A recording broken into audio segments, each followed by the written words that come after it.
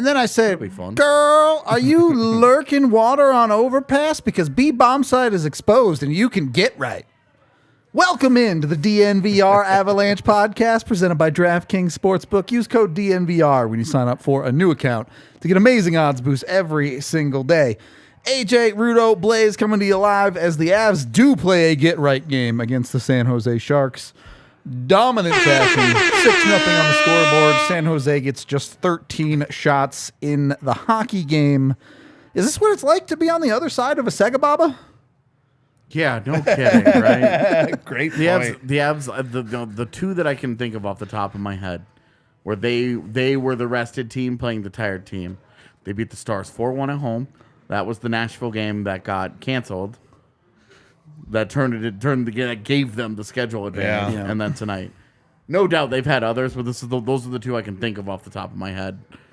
2 easy wins. Two easy and wins. boy, this one was From the start. could not have been sleepwalker easier, win. Yeah. Do we have our Blaze king of the game graphic? Yeah, let's put those bets up. That was a real hard one. Yeah. Worked out pretty well for him. Oh, yeah, look at that one. I docked points for not having them in order, though. That's true. Yeah. I mean, it is an order, just not the correct order. I'm in a shape. Yeah. I mean, does that graphic not sum up this game, though? The Avs' best players came out and just said, okay, we're going to win this hockey game. That just shows it's the get-right game. Like we talked about it in the pregame, right? Like your big guns have to kind of lead the way. We talked about it after the last games, like losing in the OT. Mm-hmm. Big dogs got to show the way for everybody else. And they did. Well, those guys are your superstar guys. One of them is about to become the highest paid player in the NHL. The other two make over $9 million already. Like these are guys that are superstar caliber players that have to lead the way for you. It's not, it's not. Everybody talks. Everybody loves to talk about Connor McDavid and Leon Draisaitl can't do all of it, but like look what they do for that organization. How many wins those guys do churn out because they're special. And Colorado is the same thing. Right. I mean, with MacKinnon and Rantanen and Makar, but when they don't do it, like the team doesn't win in very many hockey games. Imagine that. Kind of funny how that works. So yeah, it was definitely a much needed dose of reality for them. Hey, it was a good reminder that you guys are actually pretty good. Yeah. You take advantage of a bad team in a compromised situation. This is exactly how you should treat them. Yep. It was never close. The Avs, I believe, had multiple goals before the Sharks had a shot. I think it was. I think they had 2. 0 shots when it was 2-0. Yeah. You're talking. It was just never a competitive atmosphere in there. It was like maybe the Sharks almost 2-on-1. A minute in is as close as the game ever was. They had one pseudo breakaway that JJ took a penalty on. Like that's as close as they came to scoring a goal, not being in the game. Yeah. Chat, I'm going to trust you that you're going to get us to 100 likes, but we need to take these before they actually melt up here. Yeah, it's True. Boil. hot They yet start again. boiling. Yeah, for real. So winner shots, Dr. Cheers. Dubs in the building. Cheers. Cheers. Cheers. I don't know what these taste like. We're about to find out. Mm-hmm.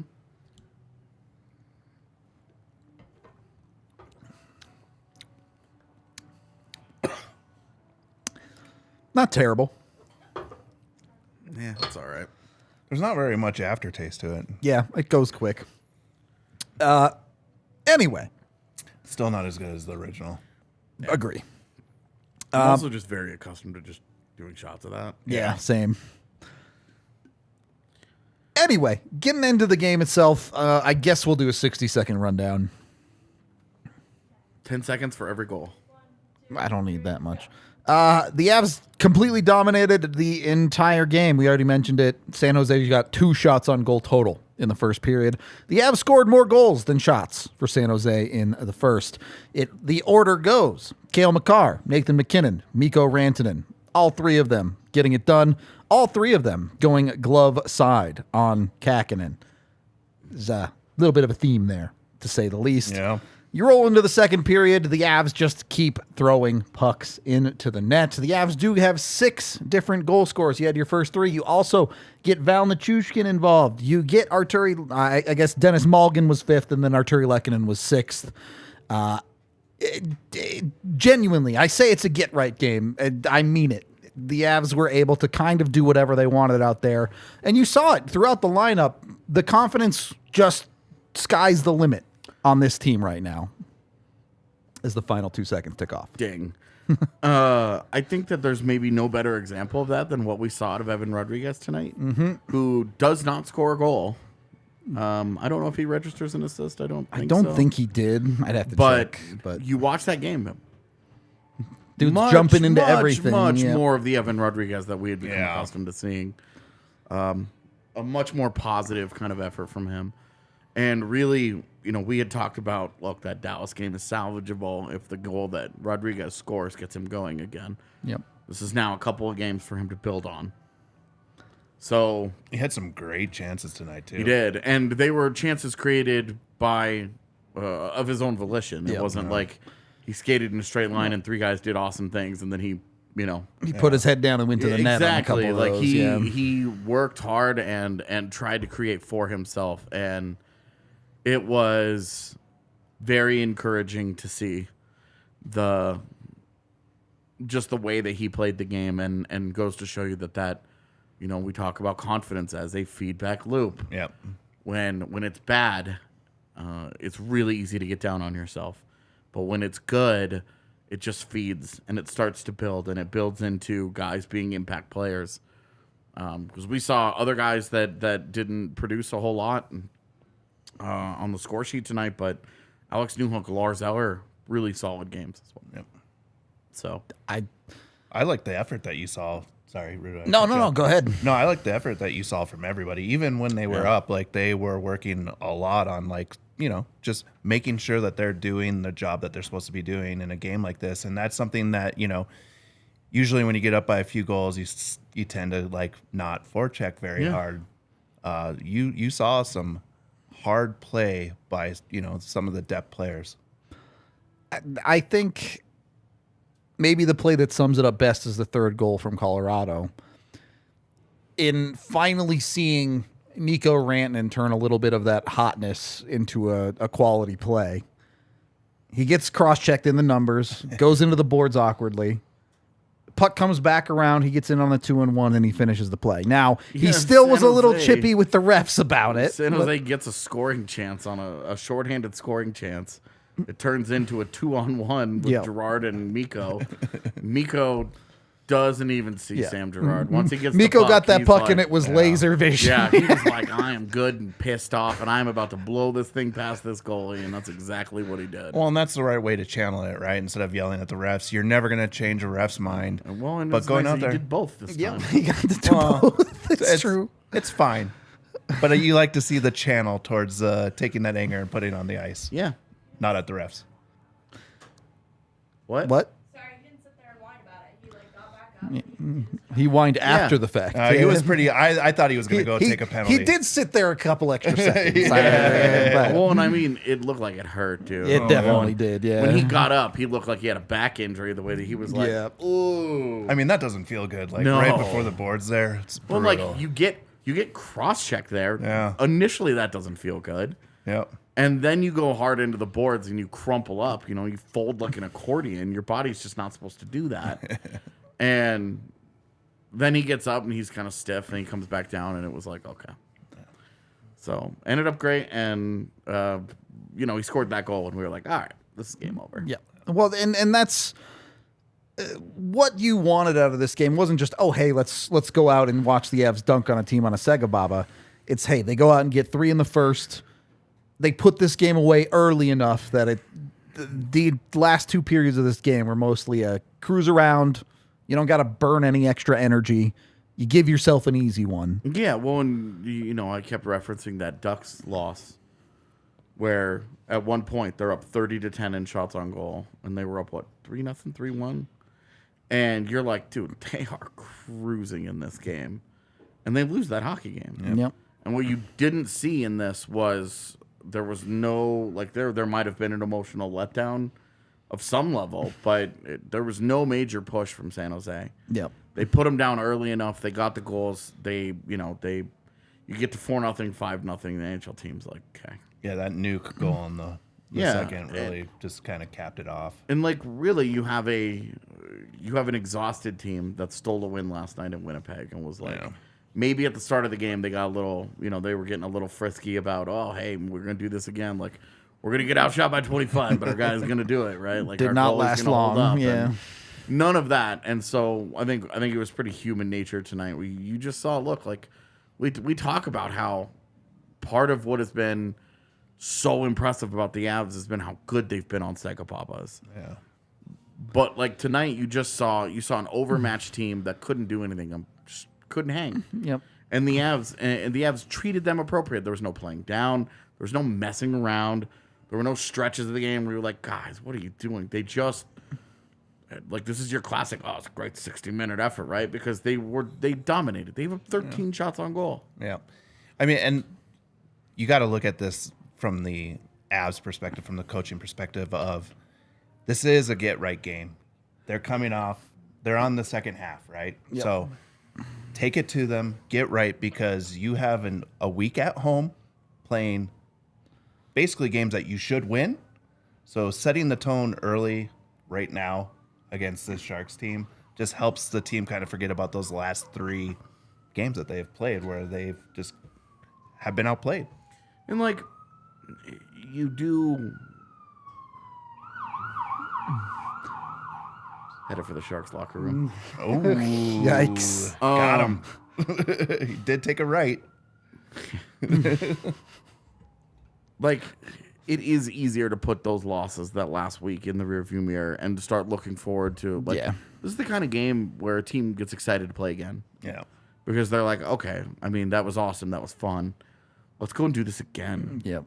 And you look at the schedule and you're like they can. The Kings are here. That's a good hockey team. That is a good playoff hockey team.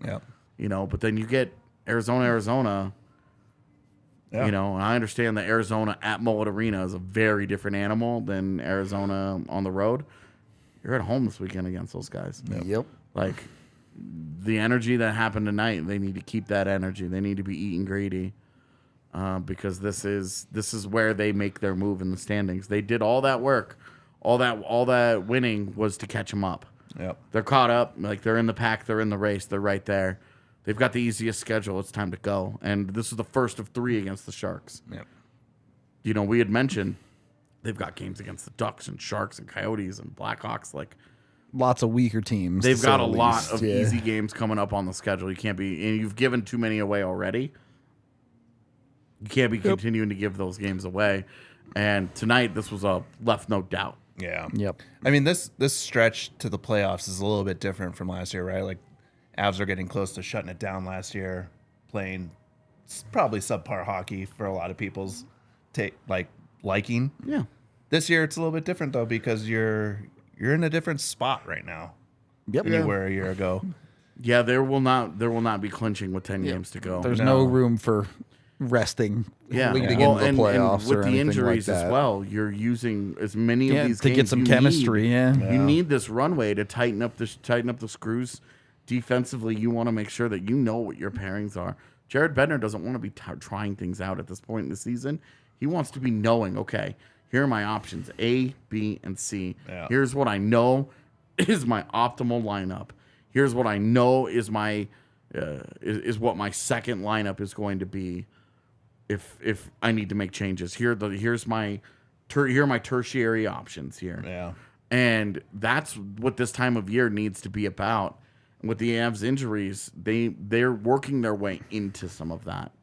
Yep. It's not as clear cut. Last year they were so good and so dominant for so long that they had the luxury of the last 10 games. They just kind of dicked around. And it was let's not get hurt. Last year they had a decision to make.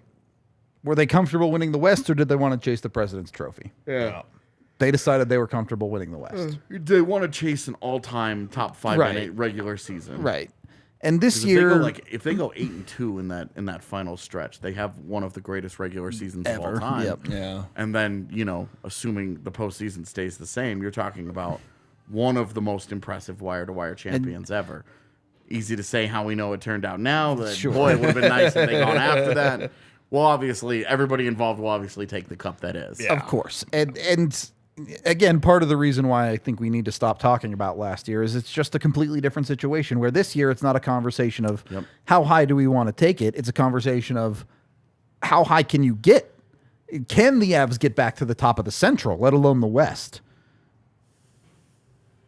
And the answer is yes, they absolutely can. We were talking about it off air before the show. The Avs have 2 games in hand and are 5 points back of Dallas today.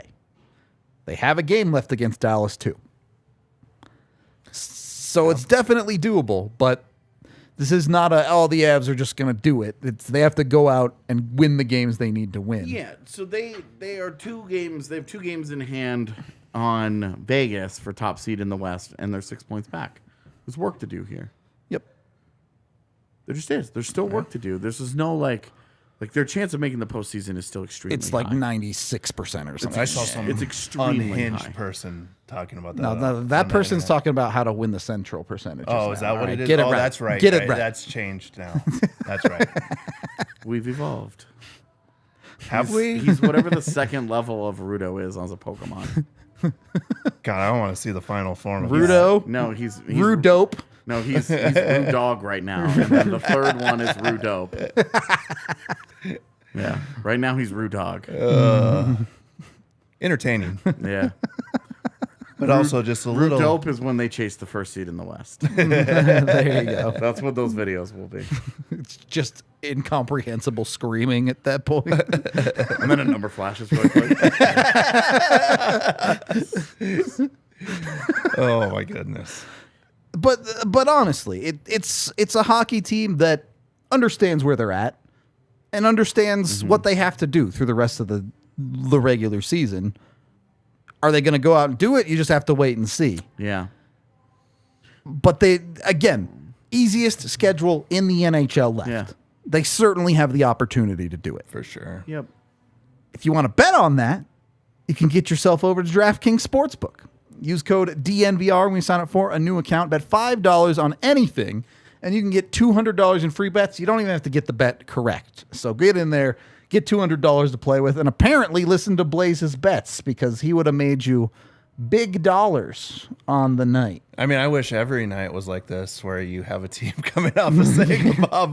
Not hard to bet on those ones. Yeah. Not even just every night, but just every once in a while. Yeah. Seeing that shoe on the other foot sure is nice. Be like walking in with a little better confidence. And it is interesting. I know you kind of mentioned this in the first period, but it shows how impressive, how good the Avs have been on the second half of these types of things. Because they walked in and this was free. Yeah. This was absolutely free for Colorado. It was free for the taking, and they took it, dude. The same way you should take the free $200 from DraftKings. So get over there. Use I think they break it into $20 bets. $25 bets. You get 8 of them. Yeah. It's actually nice because in theory you're like, oh, I'm going to get a free $200 bet and I'm going to make $1,000 on this one thing, right? But then and you you're miss that one bet. right, and it's nice to have like $25 a couple of reloads. Yeah. where you're like, if you hit 3 of 5 of them, you've done a great job. Yeah. And you've made all that money back, and you're just like, oh, well, Sick. you covered your losses, you made money. Yahtzee. The best way to go. Must be 21 or older. Colorado only. Other terms, restrictions, and conditions apply. See the show notes down below for details. Use the DNVR code when you sign up with a new account.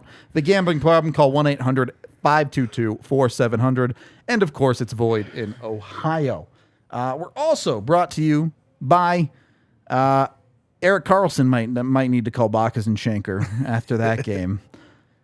Unjustly hit in the face. Do you think you can mash 2 with your helmet? Just throwing it at the phone? Just even a helmet at the phone. That'll be the next Rudo video.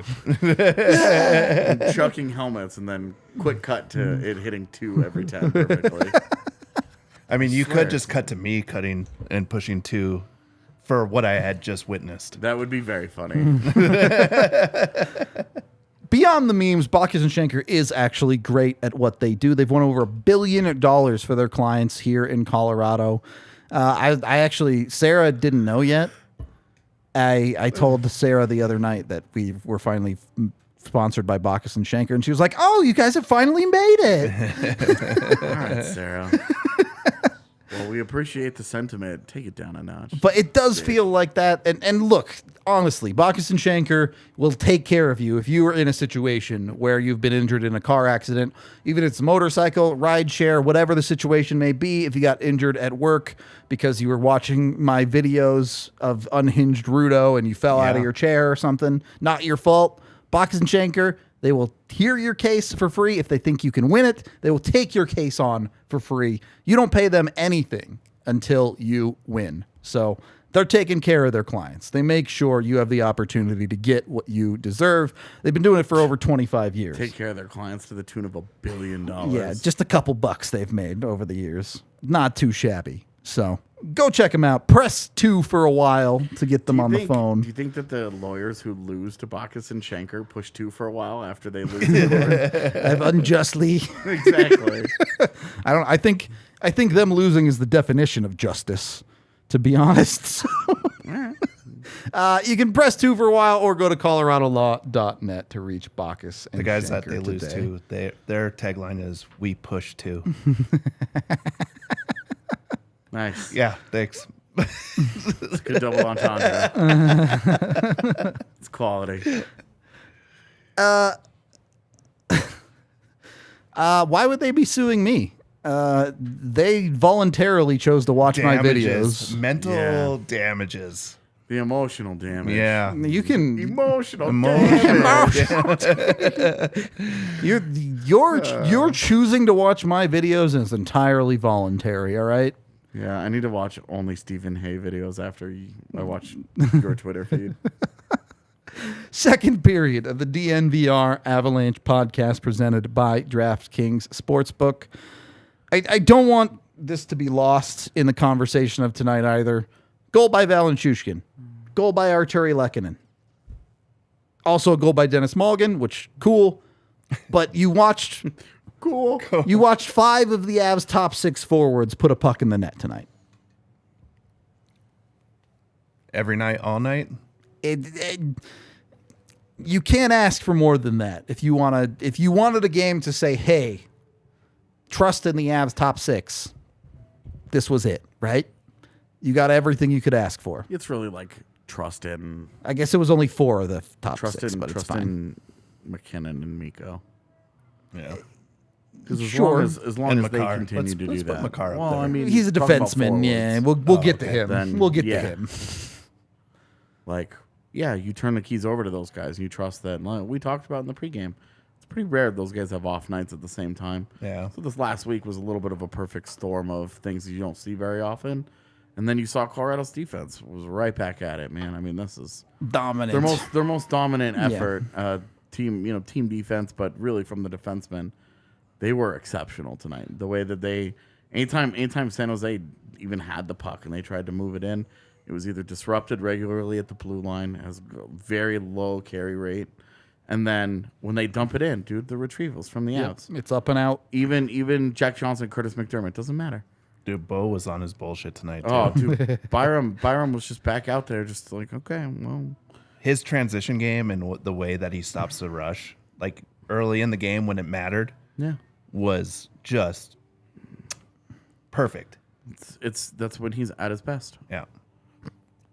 Here's the magic of when you He get might be into a Colorado's game like best this. defenseman. It's specifically that. Yeah. I don't Might even be. think it's a might. I think I mean, he's definitely top 2. Devon Taves is very, very good at He's it. too. fantastic. You're not at it, wrong. too, You're not wrong. Yeah. Pretty good players in Sam Girard and Cale Makar. Like this. All right. Anyway, But here's and the one thing that Jack Johnson does at an extremely high level is deny zone entry. Yeah. you brought us into this room. Very quickly, we can talk about the very, very small negatives in this game. Jack Johnson did take 2 penalties. You don't love it. Not that big of a deal. The only real negative, Curtis McDermott leaves this game with an injury. Not great. Yeah, and I think it was late enough that it was like, we don't need to. Sure. mess with any of this. Why risk anything? Hopefully it's nothing serious. Wanted to throw those out there. It's definitely not something that you're thinking about overly much. The magic of a game like this, Avs lowest TOI person. Curtis McDermott because he got injured. But Andrew Cogliano played 11:48 tonight. Not a single player on the Avalanche played under 10 minutes. They all get in there. They get what they need. They get total rest. I think, who even is the top guy? Okay, defense had a bunch of guys over 20 minutes. But for the forwards, you have, looks like JT Compher is your top TOI at 6:14. Lars Eller played 16:10. 16:14 for Compher, sorry. It's very evenly spread out all the way across of everything. One, that gives value to guys like Alex Nichushkin and Dennis Malgin, who are on a fourth line that can play all over the place. Two, it allows you to rest legs. I asked you, Blaze, tinkering before the game. Are you comfortable with it as is if the Avs can find these minutes for some of those depth guys? Yeah, I mean, if you can find it for the depth guys right now, especially while we talk about, the Kings is going to be a good opponent, but if you can find that time and the team's playing well like they did tonight, I don't see where you would change anything that you're going into the next game with what you saw tonight, right? Like everything that you saw tonight, you just kind of replicate for the next game. How replicable is it against a better opponent, not on a second Well, it's bobble? not. I mean, definitely not going to be right. Sure. The quality of opponent level that of you're going to, effectiveness. but you hope for the same effort and the things that you saw tonight that they just keep working on just refining what they did here to a team. Again, it's a lesser team. You're not going to play a Kings team and see 13 shots through a whole game or whatever he ended up with. It, they're going to have a lot more chances, and it's really like, can you punch back? That is... I mean, you will definitely get punchback against the Kings. Yeah. As a team, I mean, they erased a 4-2 deficit in Pepsi Center or in Ball Arena already once this year. Yeah. So, like, that is a team that will counter you if you let them. And, the Avs obviously played a significant role in losing that game just with poor play, which is where you want to replicate what you did tonight. Just keep it up. Yeah. Just play good quality hockey, the habits. You want those to become good habits again. Game in, game out. This is a good habit. This is a good thing for you. Yeah. Just... Well, and the effort level there, too. Like, no lead is safe this year. Maybe 6-0 is safe. But you just see a lot of comebacks, right? Like, teams just don't have that quit in them. So, like, if teams are, if your team is if a line's taking a shift off, it could cost you. So, flip the script here a little bit on the question I just asked. At what point are you going to consider giving more opportunity to a Dennis Malgin, if ever? I don't think you would. Okay. I mean, like, what do you mean by more? More playing time? This is a guy who has like 4 or 5 goals in his last 10 games. Is there a consideration that you move him up to a third line? You put him with a little bit more skill? Not at all? No. I think you just let him thrive down there, right? Like, just let him eat while he's eating. I mean, the thing with like third and fourth line players is like they're streaky. You're gonna get some goals from them, and then it's gonna disappear. It's not like, I mean, you know what Malgin is, right? Yeah. He's a known commodity. I agree. He's not like about to pop. You're just hoping that he's having a career year. Yeah, and for you. Logan O'Connor had 5 goals in your first 15 games. Yeah, it was 30 games without it. Like you're gonna get a certain level of streakiness with those guys. Where is Malgin more skilled than your average bear on the fourth line? Yeah, sure, okay, but let him eat. Yeah, like you're also. Your fourth line right now is Matt Nieto, Alex Nichushkin, and Dennis Malgin. Like you have like there's plenty of skill there. Yeah, for a fourth line. If Darren Helm gets healthy, let's just assume no landing. But Darren Helm gets healthy, whose job does that guy take? Because right now, my answer is he doesn't. I guess that's where I was headed, because 6 games ago, Malgin's probably becoming the scratch there. And that's where if Malgin has 2 weak games in a row, if he has a weak game, you can easily replace him with a Darren Helm, and you'll have a lower skill, but what you're getting in terms of fitting that role is a lot more natural. It's a lot more comfortable. Of you're gonna get a grinder, you're gonna get a really physical presence. You're gonna get the diesel, and that's not Dennis Malgin's like an EV. Well, and what a gift for the coaching staff, right? Like getting healthy before the playoffs start, where you do have those options to make that choice when things aren't going right. You can tinker with the bottom of it. Yeah, you're talking about. There's going to be a really good healthy scratch for you. It's going to be like a Matt Nieto. All of a sudden, you're in a situation where you have a guy like Alex Newhook scratched on your team, like they did for the playoffs last year. That's true. That would really frustrate me. I would be genuinely upset if they scratch Newhook, for the record. I mean, I think he would be pretty upset as well. Yeah, and last year you got it against Nashville with Abe Kubel, and the year that he had, where you're like, look, the guy had 11 goals, like he can give you a little bit of help and whatever. But no, that is a thing that you do feel increasingly comfortable with, is that a Matt Nieto, a Dennis Malgin could end up being a healthy scratch for you come postseason. Yep. And if, when you do inevitably suffer an injury of some kind, a guy like that coming into your lineup would be great. Yeah. You feel a lot better about that than the rotation of Colorado Eagles that's just shifted throughout all season long. Yeah. You have a little bit of reliability. Yeah. Well, I mean, look at the difference between those guys and Martin Kaut and, Charles Hudon and, those kinds of guys that all of them, John-Luc Foudy, all of them, where you were just like... Coaches and Jared Bednar specifically talk about it all the time. He just doesn't know what he's going to get on any given night out of those guys. Yeah, there was such a variance for the level of play, and that is a thing that has not. It's not the same.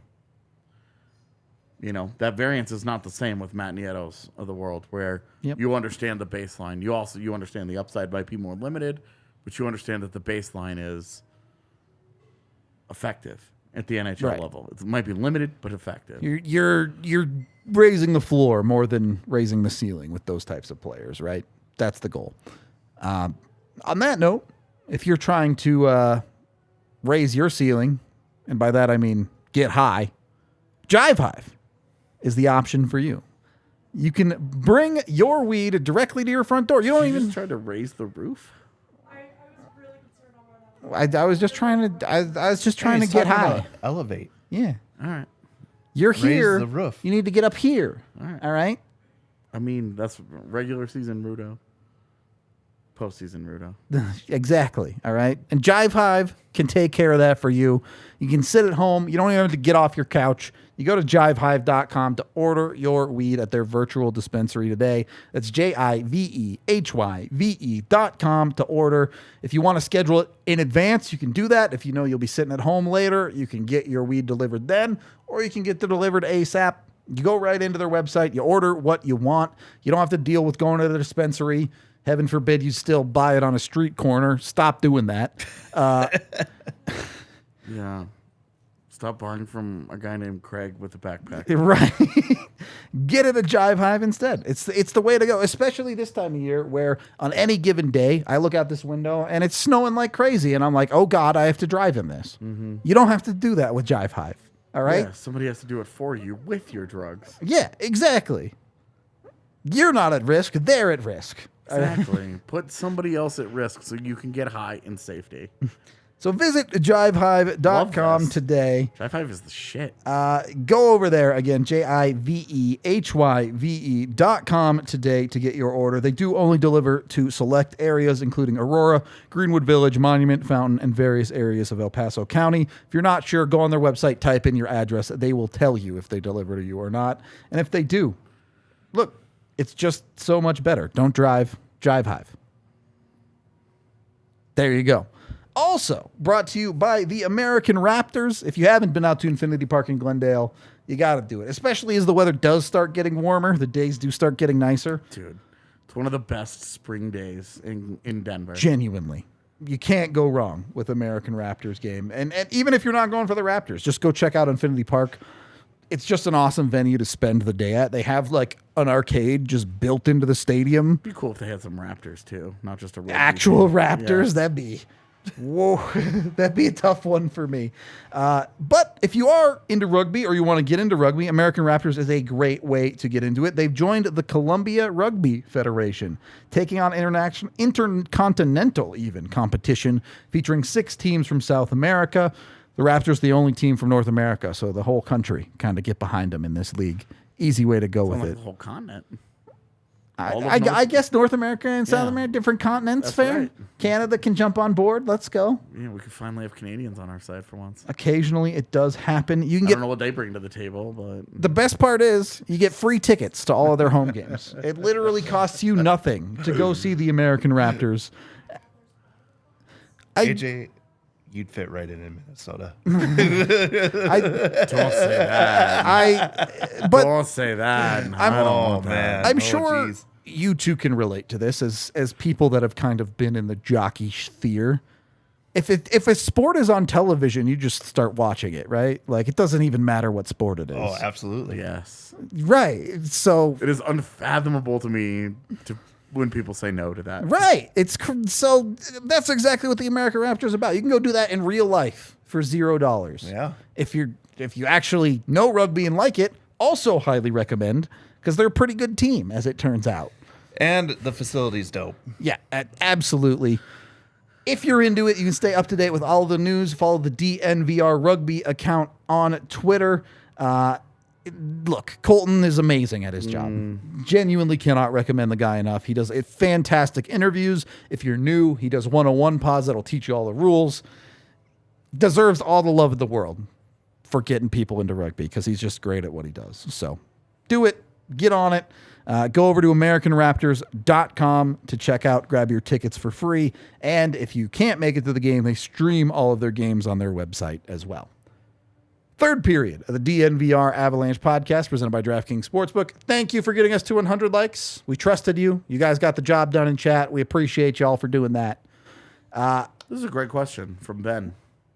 Uh, When does Landeskog's contract start looking really bad for the Avs? It's 2 years in, but he's only played 51 regular season games on it. Can I take this one? Go off. Never. They want to Stanley Cup with There him. it Cup is, is right cup. there. Yeah. Year one, you accomplished the goal in year one. You don't give a shit what happens. The rest of that career, obviously, you would love to have him healthy. You would love to have him good for the final 6 seasons of that. For him to age like a fine wine, go into maybe a Hall of Fame conversation. If he's a productive captain of a couple more Stanley Cup champions, So that's maybe he's already accomplished everything that he needed to accomplish to have his jersey retired in Ball Arena. He will be the last Colorado Avalanche to ever wear 92. You will never, ever, ever feel bad about that contract for one single day because you got exactly what you wanted the moment you signed it. Now, so if it does go a certain way, feels bad, man. But you know what? It does not matter. There is a proper amount of perspective that has to be kept. With the reality of it, when you sign any of those deals, Nathan MacKinnon could have a devastating knee injury at age 30, and who knows, yeah. his career could age poorly as well. It does not matter.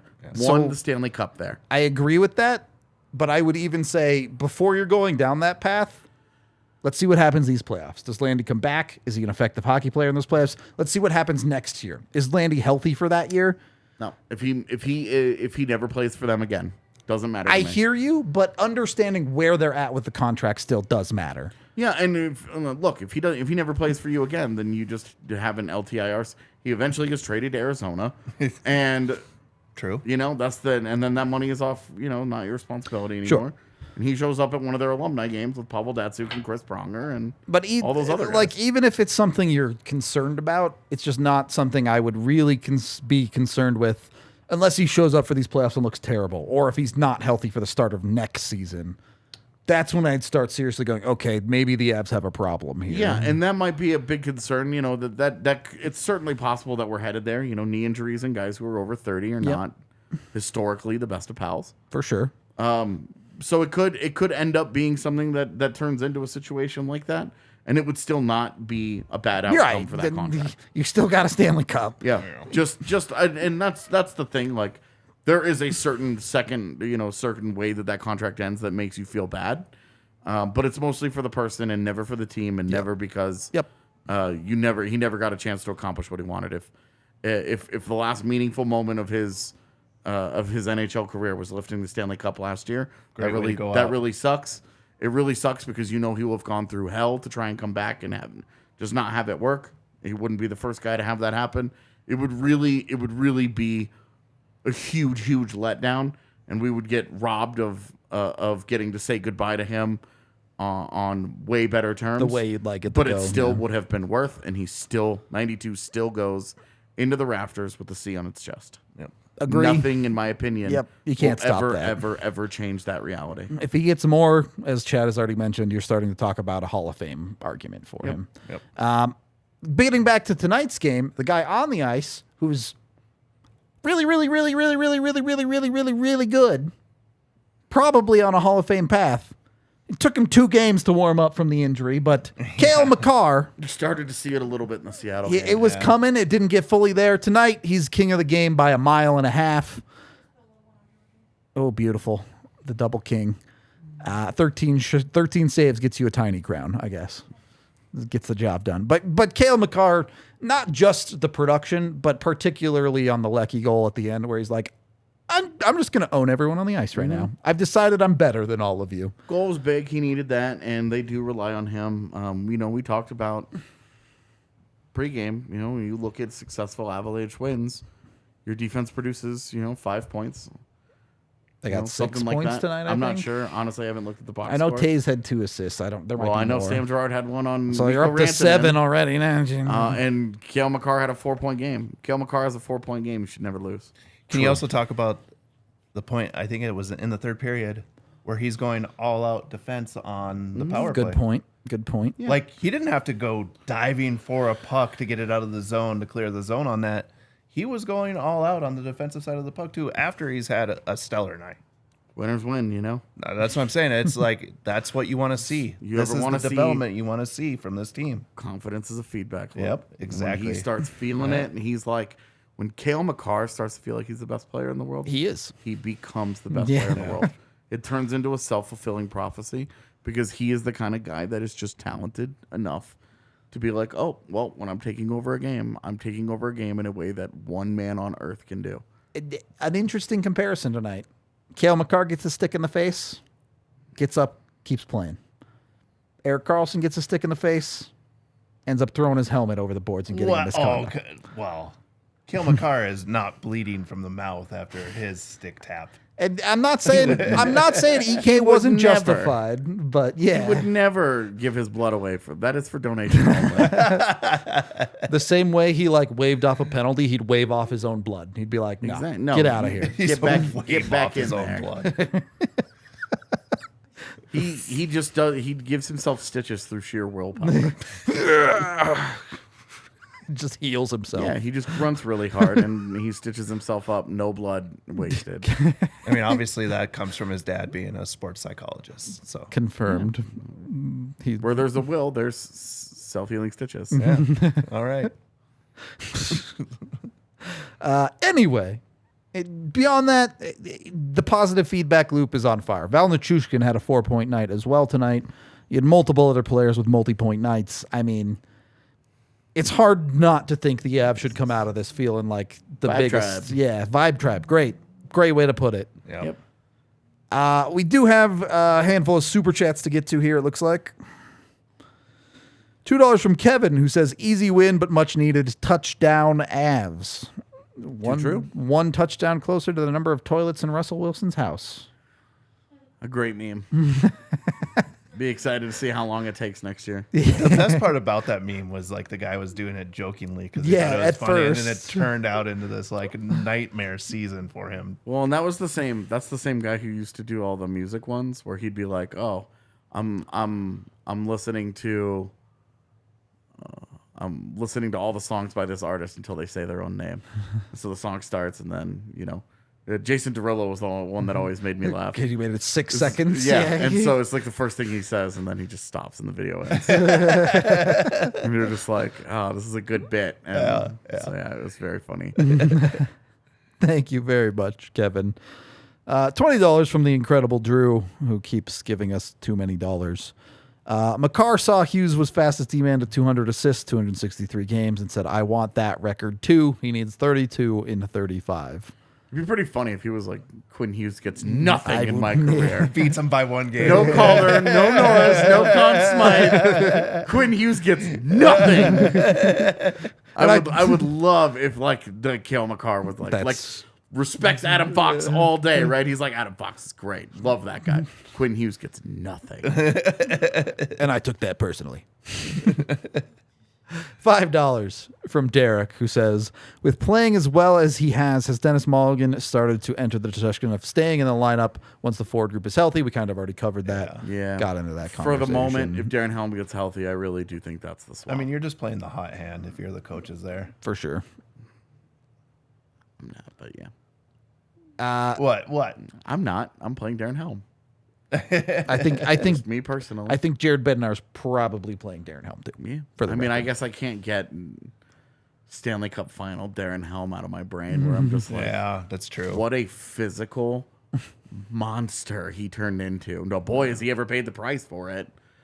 But if he can do that again during a postseason run, my God, I want Darren Helm in my lineup. And then $2 from Degro, who says, what a game. Thank you all. I assume that's what you went with at the end there. Yeah. There's an extra L. There's no space. There's a couple of things We going can on give there. that extra L to the Sharks. Hey! They can take it on the way out. Easy life. Hooked up. And then we have a late one coming in here from Paper Dolls. $5 saying, just kind of needed this one. Honestly, great game. Great vibes. Great way to put it. Just Yep. Everybody feels good again. You're back on the high side of things. Winning is just a lot easier. Yeah. Yep. Losing should make you miserable. So this was a proper response to that. There you go. I'm good to leave it there. We're going to get out of here for tonight. We will be live tomorrow for an off-day show and, of course, covering the whole rest of the week for you. So be sure to keep it here. Subscribe to the DNVR YouTube channel if you like what we're doing. Do have a little small something on Mikko coming out tomorrow. So, keep your eyes peeled. Also, keep your eyes peeled for me not wearing clothes on Twitter. I don't know. I'm not being on Twitter tomorrow. Same. We love you. We have an off-day pod tomorrow, don't we? Yeah. Gross. We love you. We'll talk to you tomorrow.